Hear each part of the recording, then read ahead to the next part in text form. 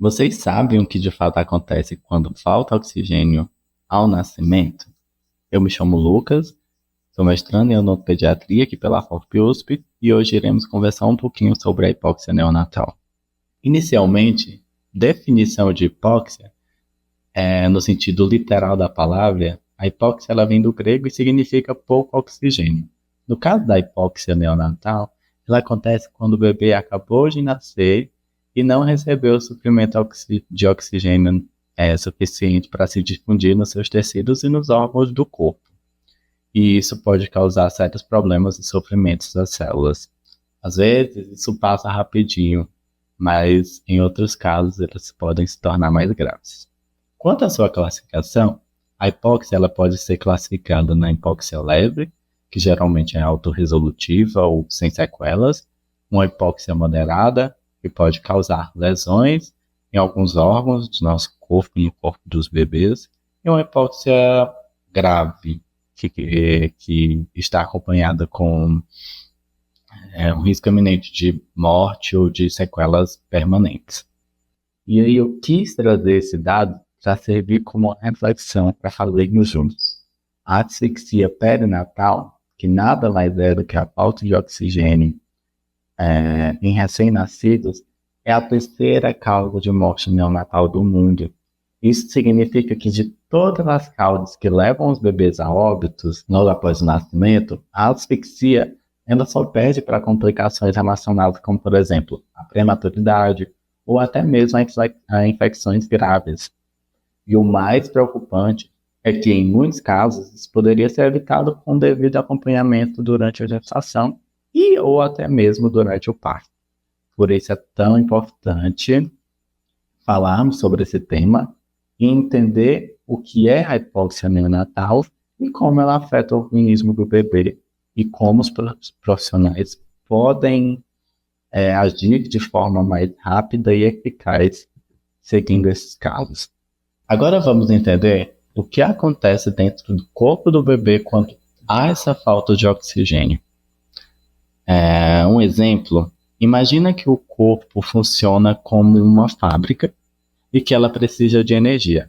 No caso, a energia é o oxigênio, que seria esse combustível para manter essa fábrica. E aí, quando ele falta, o oxigênio, o corpo tenta continuar funcionando com um plano B, que é o tipo de energia de emergência, e que no metabolismo é chamado de metabolismo anaeróbico.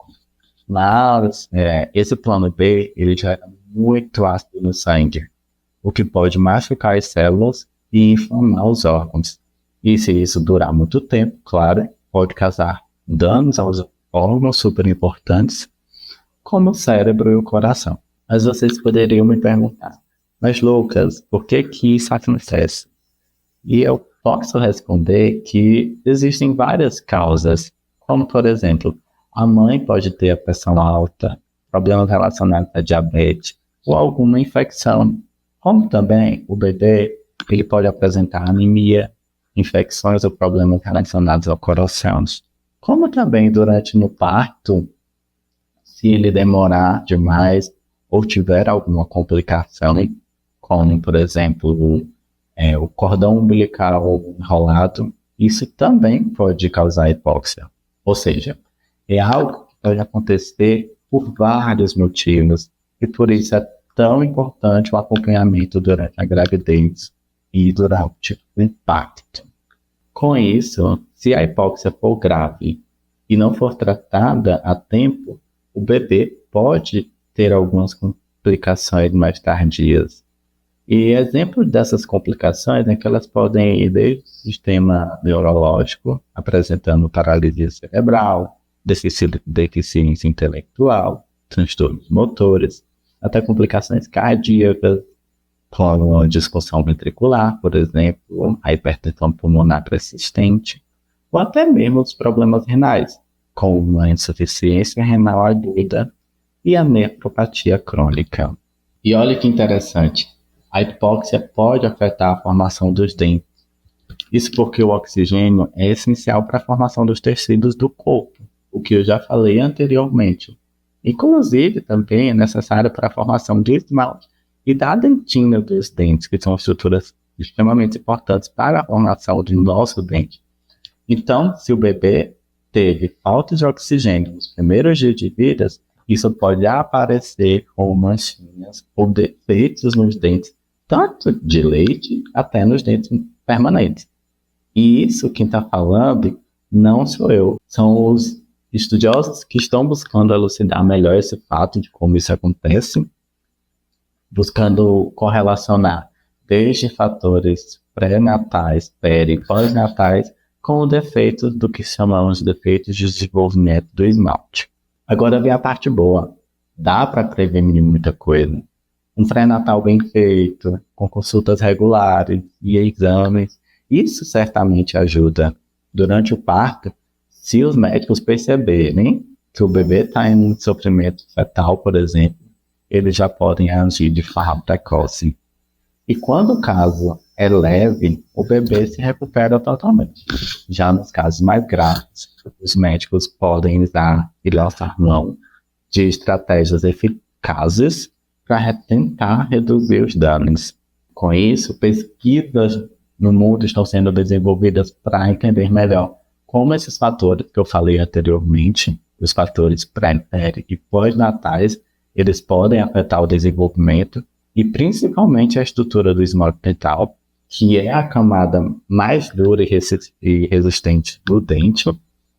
E olha, aqui mesmo no Brasil, na USP de Ribeirão Preto, o grupo de pesquisa coordenado pelo professor Francisco Vanderlei Garcia de Paula e Silva tem se dedicado a estudar esses efeitos, principalmente olhando para a importância do pré-natal odontológico, que vai daquele cuidado com a saúde bucal, que começa ainda na gestação, e levando isso como uma forma de prevenção e promoção para o bebê desde a barriga da mãe. Bom, pessoal, era isso que eu tinha para compartilhar com vocês. A hipóxia neonatal é um assunto sério, mas que com informação, prevenção e cuidado a gente consegue fazer a diferença. Muito obrigado por me escutarem e estarem aqui comigo. Se alguém tiver alguma dúvida ou questionamento, deixei linkado aqui abaixo o meu e-mail para contato. Não se intimidem, pode mandar qualquer dúvida, eu estarei à disposição para responder vocês.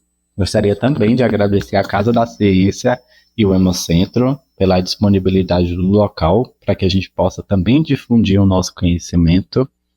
E muito obrigado a todos. Tchau, tchau.